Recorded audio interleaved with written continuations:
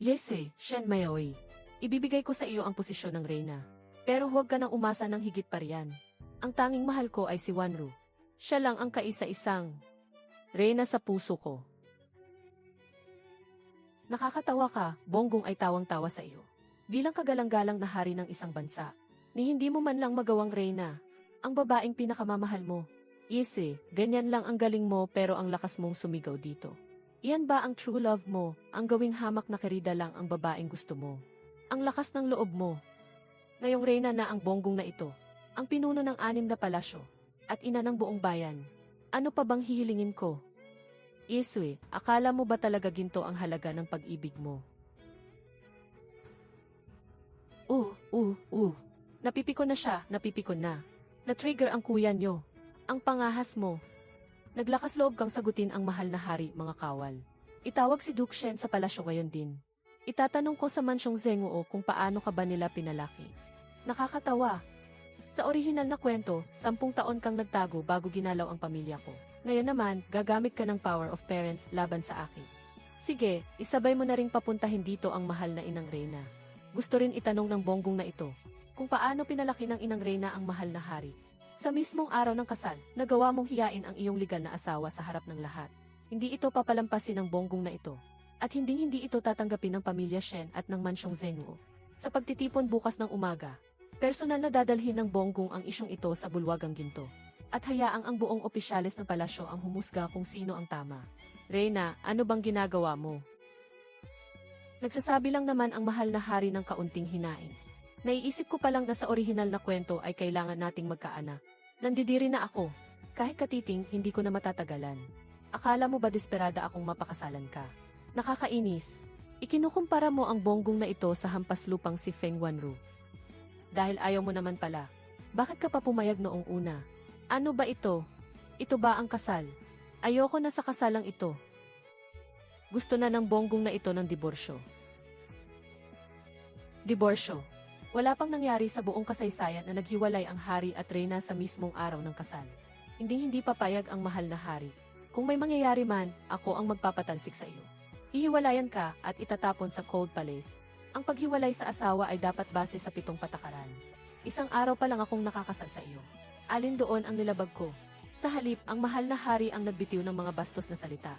At hindi rumespeto sa kagalang-galang na reyna. Ibibigay ko sa iyo ang posisyon ng reyna. Pero huwag ka nang umasa ng higit pa. Si Wanru lang ang tanging reyna sa puso ko. Hindi ba't galing mismo sa bibig mo ang mga salitang iyan? Dahil sa tingin mo ay hindi ako karapat-dapat sa posisyong ito. E di bakit pa tayo magsasama? Hiwalay na tayo. Reyna, huwag kang umalis.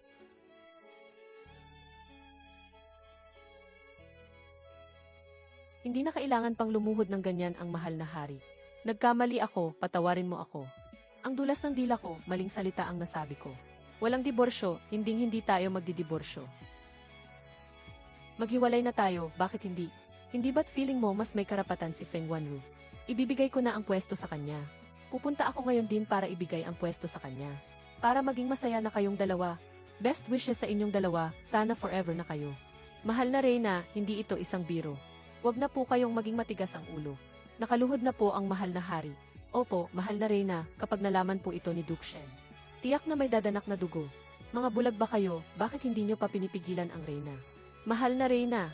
Pakiusap, mahal na reyna, mag-isip-isip po muna kayo. Akala mo ba makokontrol mo ako? Asa ka pa, sa susunod na buhay na lang. Nagsisimula pa lang ang Villain era ng Bonggong na to. Ang mabuting aso ay hindi humaharang sa daan, tumabi ka. Hindi ako papayag, hindi ka aalis ngayong gabi. Hindi rin pwedeng. Mapahiya ako ng ganito. Shen Mayaoy, nagawa mo akong sipain ang mahal na hari. Ang lakas ng loob mong patayin ang mahal na hari. Away mag-asawa lang to, domestic violence kung tawagin. Anong paki mo, outsider ka lang naman, lumayas ka rito. Opo. Mahal na reyna. Inamin mo rin na tayo ay mag-asawa. Ikaw rin, lumayas ka rito. Sabi ng ako ang reyna rito, di ba? Ako ang puno ng 6 na palasyo. Dahil ako ang boss dito. Lahat ng sulok ng palasyong ito ay teritoryo ng Bonggong. Alis, alis, alis, layas kayong lahat sa harap ng Bonggong. Mahal na reyna, nabalitaan ko ang nangyari kagabi. Tama po ang inang Reyna. Mukhang hindi ko na kayang pamahalaan ang likod ng palasyo. Kaya hinihiling ko sa inang Reyna na bawiin na ang tungkulin sa pagpapatakbo ng palasyo. Ito, pangalawang araw pa lang ng kasal, binitawan na ang kapangyarihan. Kapag kumalat ito, saan pa ilalagay ng inang Reyna ang mukha niya? Ay nako, anak ko. Anong nangyari? Inapi ka ba? Sabihin mo lang at ang inang Reyna ang bahala sa iyo. Ang mga bagay sa loob ng silid namin ng mahal na hari. Isang gabi lang, nakarating na agad sa inang Reyna. Ang talas naman po ng pandinig ninyo. Mukhang masyadong mahaba ang dila ng mga tao sa palasyong ito. Normal lang naman ang tampuhan sa pagitan ng mag-asawa. Pero kung hahayaan lang ang mga tsismoso-tsismosa sa palasyo na magkalat ng kwento, nasaan na ang dignidad ng Bonggong bilang reyna? Nasaan na ang dangal ng pamilya ng hari?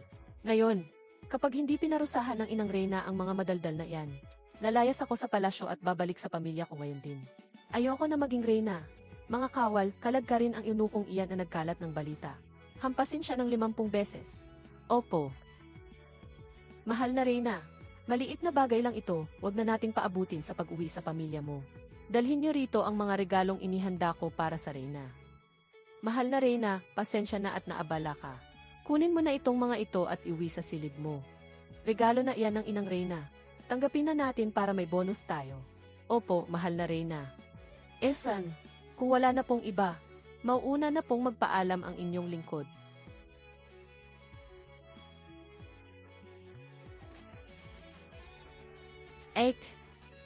Lahat po ng ito ay kasalanan ni Wanru. Pakiusap ate, huwag ka nang magalit. Huwag mo na pong pahirapan ang mahal na hari. Sino ka ba at bakit mo hinaharangan ang dinadaanan ng Bonggong?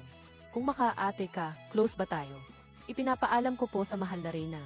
Siya po ang apo ng dating kaliwang ministro na si Feng. Si Binibining Feng Wanru po. Binibining Feng, pumasok ba sa palasyo ang matandang ministro Feng? Hindi po. Ipinatawag ba siya ng mahal na hari? O may utos ba ang inang reyna? Wala rin po. Kung ganoon, paano siya napadpad dito? Matagal nang retirado ang pamilya Feng. Hindi siya asawa ng hari. At hindi rin siya katulong sa palasyo. Alam na ng Bonggong. Isa siyang assassin. Gusto niyang patayin ang Bonggong. Proteksyon, bilisan niyo, protektahan niyo ako. Mahal na reyna. Hindi po ako assassin, mahal na reyna. Ano? Ang mahal na hari po ang may gawa nito. Ano, pati ang mahal na hari balak mong itumba. Pati ang inang reyna ay hindi mo palalagpasin. Ikaw, gusto mo bang ubusin ang buong pamilya namin sa isang iglap? Napakasalbahe ng puso mo. Nasaan ang assassin? Mahal na reyna, paumanhin po at nahuli ang inyong General Hanye sa pagdating. General Han, dakpin mo agad ang assassin na iyan. Hindi lang Bonggong ang gusto niyang patayin. Pati ang mahal na hari at ang inang reyna ay balak niyang iligpit. Binibining Feng. General Han, napagbibintangan lang po ako. Hindi ako assassin, ako ay. Sigurado akong hindi niyo kayang ilaglag ang duwag na siksiking lan na yan. Bakit? Kilala ba ng general ang assassin na ito? Mahal na reyna, kumalma po muna kayo. Baka mayroon lang po itong malaking misunderstanding. Misunderstanding, ipinagtatanggol mo pa ang assassin na ito. Kasamahan ka siguro niya. Mga kawal, dakpin si Hanye para sa Bonggong. Ibitay na iyan agad. Idamay na rin ang buong ang kanyan. Patawad po, mahal na hari. Per, gusto ko pang mabuhay. Ang lakas ng loob mo, assassin. Talagang nagawa mong pagtangkaan ang buhay ng mahal na reyna. Dapat kang mamatay ng paulit-ulit. Huwag kayong mag-alala, mahal na reyna. Ang inyong lingkod. Ipakukulong ko agad ang assassin na ito sa piitan ng bulwagang ginto. Ipapailalim ko siya sa matinding interogasyon. Sisiguraduhin kong magiging kontento kayo sa resulta. Ilabas na iyan. Sandali lang. Sinabi ko bang pwede na kayong umalis? Ay, mahal na reyna, teka lang po. Kabisado ko po ang piitan ng bulwagang ginto. Siyempre, alam ng Bonggong na kabisadong-kabisado mo iyon. Kung itutuloy ang kaso o pakakawalan ang tao. Nakadepende lang naman iyan sa matatamis mong salita, General Han. Ibig niyo po bang sabihin ay ilipat ang kaso sa kagawaran ng hustisya? Hanye, talaga bang gusto mong kalabanin ang Bonggong? Ang namumuno sa kagawaran ng hustisya ay bataan ng matandang si Feng. Tingin mo ba sa Bonggong ay tanga? Sa Korte ng Dali, ipaubaya ang investigasyon sa Korte ng Dali. Gusto ng Bonggong na malaman ang resulta ngayong araw din. Dapat magkaroon ng public trial. Ginoong Han, napagbibintangan lang po ako. Alam niyo naman po ang buong katotohanan sa likod nito. Hindi po ako pwedeng pumunta sa Korte ng Dali. Kapag nagpunta ako roon, masisira ang reputasyon ng pamilya Feng. Hanye, ipaliwanag mo nga. Ano ang ibig niyang sabihin sa sinabi niya? Anong alam mo ang buong katotohanan? Mga kawal, dakpin silang dalawa. Magkasabwat ang mga ito. Mahal na Reyna, inosente po ako, wala kaming anumang ugnayan ni Binibining Feng. Hindi po kami magkasabwat. Kakasabi lang niya na alam mo ang lahat. Maraming saksi rito ang nakarinig niyon. Kapag hindi niyo binigyan ang bonggong ng maayos na paliwanag ngayong araw, ituturing ko kayong mga rebelde. Ubusin ko ang 9 na henerasyon ng pamilya niyo. Mahal na Reyna, ang katapatan ko sa inyo at sa mahal na hari ay saksi ang langit at lupa. Kahit ang araw at buwan ay magpapatunay niyan. Puro ka patunay, patunayan ko rin kaya yung mukha mo. Sige, tatanungin kita. Kung mahulog kami ng mahal na hari sa tubig, sino ang una mong ililigtas? Kita niyo na, kanina lang ay kung ano-ano ang sinasabing katapatan. Puro lang pala pambobola sa bonggong ang alam mo. Parurusahan kita sa panloloko sa Reyna. Ang mahal na hari ay narito na. Mahal na hari, mag-ingat po, may assassin. Mag-ingat po sa assassin. Umalis ka sa harap ko. Ruer, okay ka lang ba? Okay lang po si Ruer. Wala pong sinasabi si Ruer. Ang tanga mo talaga. Kayong dalawa, bagsak ang bihis nyo. Hindi ba't sinabi mo na ang lahat sa lagay na iyan? Aba, mahusay. Si Kinglan, 2 araw pa lang ng kasal natin. Pero nagdala ka na agad ng babae sa palasyo para mag-date ng palihim. Mukhang wala ka talagang respeto sa akin bilang reyna mo. Kailangang mag-divorce na tayo. Sapat na ang pagwawala mo rito sa loob ng silid. Sa harap ng maraming tao, gusto mo pa ring makipaghiwalay. Ayaw mo na bang bigyan ng kahihiyan ang mahal na hari? Kahit mukha mo nga, kinalimutan mo na. Ano pang kahihiyan ang pinagsasabi mo? Andyan na si Papa. Mahal na hari, ang lupit ng puso nyo. Dahil lang sa babaeng ito na walang delikadesa. Nagawa niyo pang itulak ang sarili niyong asawa. Ikaw, nagawa mo talaga, dahil lang sa babaeng ito. Tatanggalan mo ako ng trono at ikukulong sa Cold Palace, uhuhu. Sino ang nangangahas na magtanggal sa pwesto ng anak kong reyna? Hoy, Shen Mayaoy. Isang pangungusap lang ang sinabi ng mahal na hari, Isa lang. Kulang pa ang isang salita. Ilan pa ba ang gusto mong sabihin? Sabihin mo na lang, pwede bang mag-divorce o hindi? Duke Shen. Misunderstanding lang po ang lahat, puro misunderstanding. Kami ng reyna ay bagong kasal pa lang. Punong-puno pa kami ng pagmamahalan. Paano kaming maghihiwalay? Lalong hindi mangyayari ang pagpapatalsik sa kanya. Imposibleng impossible po iyon. Kung ganoon, anong nangyayari rito? Bakit ang anak ko ay nakaupo sa sahig at umiiyak? Nagbibiruan lang po kami. Reyna, dali, tumayo ka na riyan. Bilang kagalang-galang na reyna ng bansa, hindi magandang tingnan ang nakaupo sa sahig. Aray, ang sakit. Hindi ko kayang tumayo. Mahal na reyna, anong nangyari sa inyo? Napilayan po ba ang inyong paa? Bali na yata ang paa ng bonggong na ito. Hindi na ako makalakad. Tay, tinulak ako ng mahal na hari para lang sa babaeng ito. Ako? Tinulak ba talaga kita? Bakit, hindi ba? Ano? Kung madulas man ang kamay ng mahal na hari, maaari ko kayong turuan kung paano sumuntok ng tama. Ang pagkakasundo ng mahal na hari at reyna ay biyaya para sa bayan. Mga Ginoo, alam ko na po iyan. Misunderstanding lang po talaga ito. Reyna, malamig ang sahig. Bubuhatin na lang kita pabalik sa palasyo. Mahal na hari, sa kapayatan niyo pong iyan. Baka mabigla ang bewang niyo. Sobrang hirap na ba ng palasyo natin at pati karwahe ay wala na rin. Hoy, maghanda kayo ng Phoenix Sedan para sa reyna. Ang lakas ng braso ng mahal na hari, Isipin niyo na lang po na physical training niyo na iyan. Mauuna na ang inyong abang lingkod. Wala nang ibang tao rito. Huwag ka nang magpanggap. Si Wan Er ay tauhan ng mahal na hari. Ngayong araw, bibigyan ko siya ng formal na titulo. Gusto mo siyang papasukin sa palasyo. Sige, total true love mo naman siya, di ba? Pero, dahil mababa ang pinagmulan niya, dapat siyang magsimula sa pinakamababang posisyon bilang kainu. Sige, basta't makasama ko lang si Ruer. Susundin ko ang lahat ng gusto mo.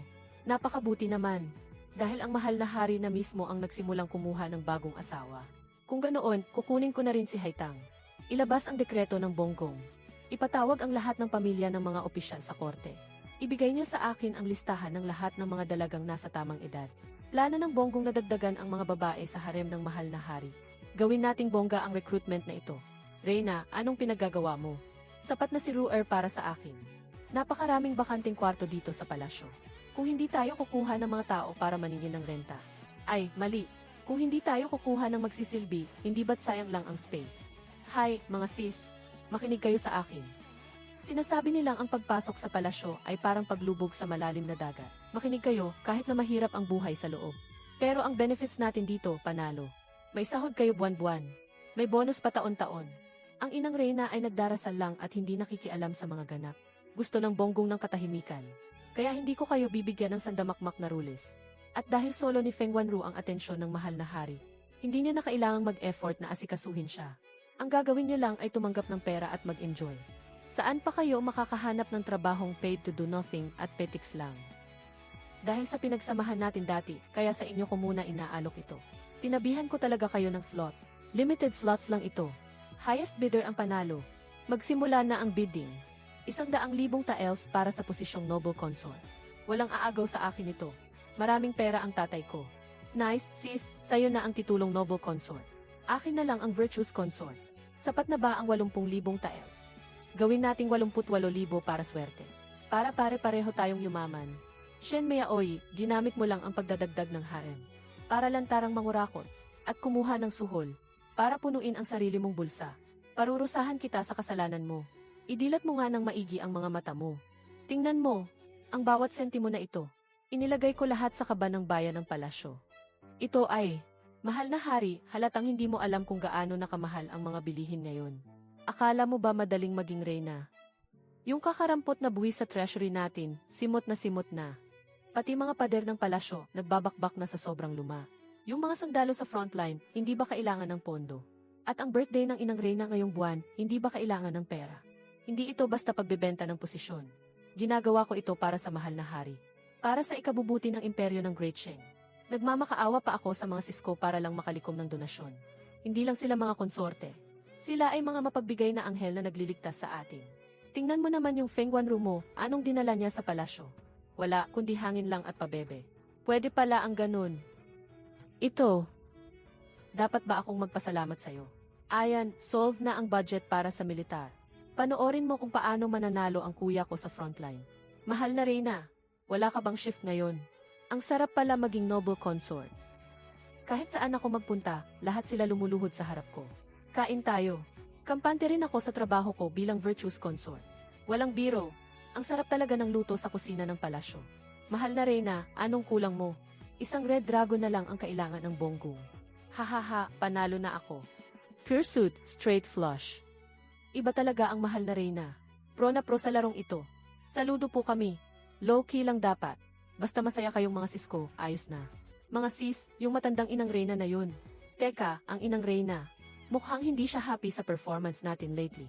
Sinasabing mahigit kalahating taon na tayo rito sa palasyo. Pero wala man lang kahit isang nabubuntis.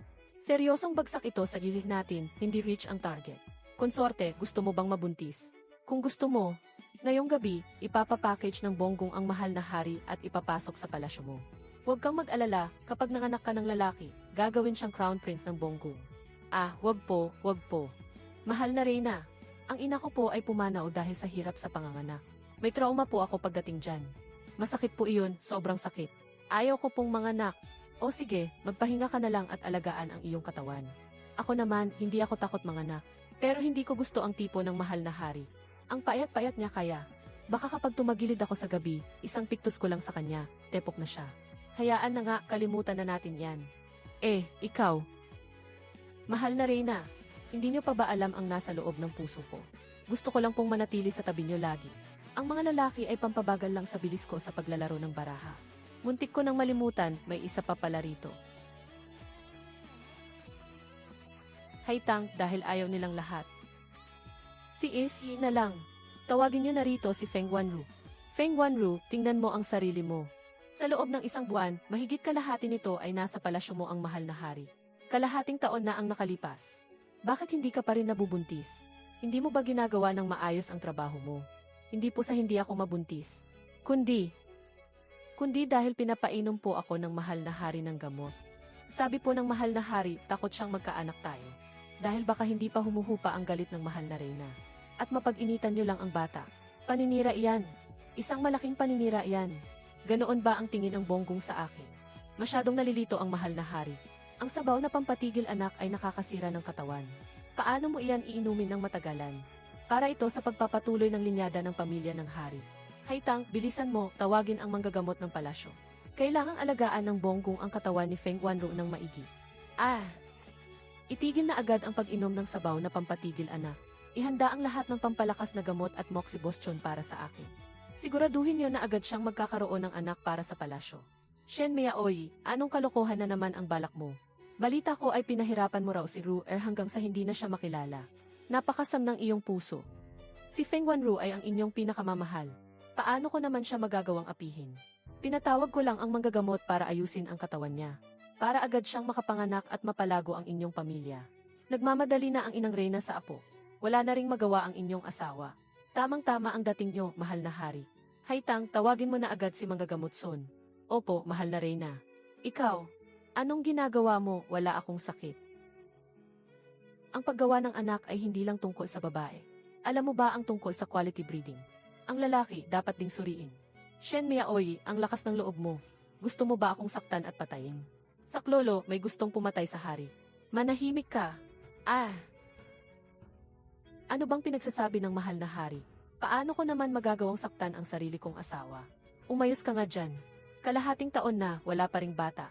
Wala namang malaking problema sa katawan ni Feng Wanru. Kung hindi natin susuriing mabuti, paano natin malalaman kung ikaw ang baog? Ako, baog. Manggagamot Son, suriin mo akong mabuti. At higit sa lahat, suriin mo ang bato ng mahal na hari. Mahal na hari, mahal na Reyna. Mahal na hari, medyo mahina po ang inyong pangangatawan. Kailangan ninyo ng matinding pampalakas. Kita mo na, problema mo talaga yan. Teka, sabi ko na nga ba, bakit ang tagal bago nagkaresulta? Sinong nagsabing ako? Ang mahal na hari ay hindi kailanman. Ito ay dahil masyado akong busy sa dami ng inaasikaso sa palasyo. Sige na. Hindi ikaw. Ikaw na ang macho man. Sige na, baby, inumin mo muna. Itong mangkok ng sabaw.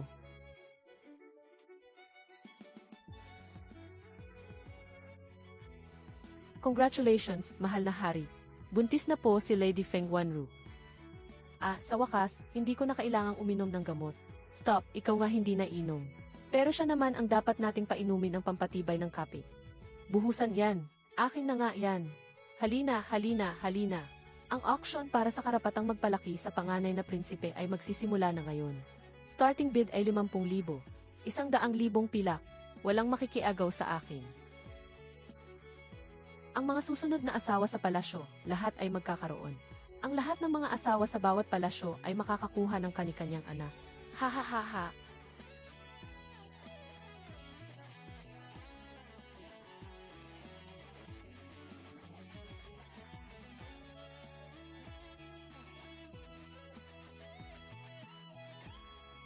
Si Ruer, nakapanganak ng 12 sa loob ng 10 taon. Napakahusay ng kanyang naging kontribusyon. Itataas ko ang kanyang ranggo. Hahayaan ko siyang palakihin ang sarili niyang mga anak. Di ba napagkasunduan na natin na mananatili lang siyang mababang katulong? At isa pa, siya nga ang nanganak sa kanila. Pero ang panggastos sa pagpapalaki ay galing sa bulsa ng mga kapatid nating asawa rito. Nagbayad sila ng tunay na ginto at pilak para palakihin ang mga batang yan. Anong karapatan mong ibalik ang mga bata sa kanya? Masyado kang business-minded. Shen Maioy. 10 taon na kitang tinitiis. Ako ang anak ng langit. Gusto ko ng wakasan. Itong pagsasama natin, babaeng ito. Balita ko may gustong gumalaw sa kapatid ko. Kuya, bayaw. Hindi ba't malubha ang sugat mo galing sa border? Sugat sa balat lang yun, magaling na agad. Napanalo ko na rin ang digmaan doon. Kaya bumalik ako para mag-celebrate kasama ang bayaw ko. Kuya, sabi niya tatanggalan daw niya ako ng pwesto. At sasaktan pa raw ako. Wag niyo na akong saktan. Magre-resign na ako. Bababa na ako sa trono, okay na ba? Sa'yo na ang korona. May i-anunsyo lang akong ilang bagay. Una, si Lan ay gagawin nating duke ng Anle. Si Feng Wanru ay lalabas ng palasyo kasama niya para mamuhay ng tahimik. Tungkol naman sa mga batang ito, gusto na silang return item ng mga asawa sa bawat palasyo. Feng Wanru, congrats sa iyo. Kumpleto na ang pamilya nyo. Itong 12 makukulit na bata, dahan-dahan mong alagaan ha. Mga sis, bago na ang mahal na hari. Ang mga gustong umuwi, pumunta sa warehouse para kumuha ng separation pie. Ayaw naming umuwi, hindi kami aalis. Mahal na prinsesa, hindi kami aalis. 10 taon na akong naging consort. Kabisado ko na ang trabaho rito. Balita ko ang bagong hari ay single at gwapo. Nakapag-ipon na ako ng 200,000 pilak. Pwede bang pambili na lang to para maging reyna? Pamilya na tayo rito, huwag nang mahiya. Simula ngayong araw, ikaw na ang sister-in-law ko. Mas masarap pa ang buhay dito kaysa noong nasa palasyo. Wala nang sikinglan na nanggugulo ang bango ng paligid. Hay! May pera, may kapangyarihan, may mga besties. At wala pang asawang sakit sa ulo. Mismo. Ito ang tunay na happy ending na nararapat para sa isang bida kontra bida.